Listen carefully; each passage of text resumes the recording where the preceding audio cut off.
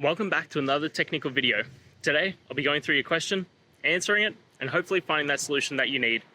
Guys, remember to stay just a little bit crazy, just like me, and hopefully find that resolution you're looking for. Now, let's continue on to the video.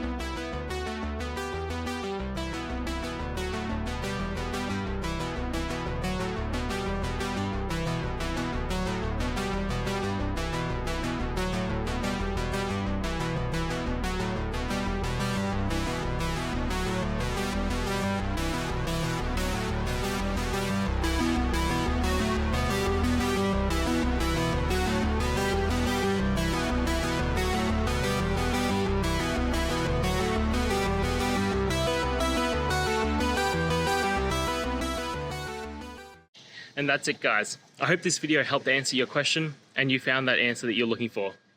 Now, please hit subscribe if it helped. I really appreciate it. And I'll see you next time on another one of these videos. Cheers.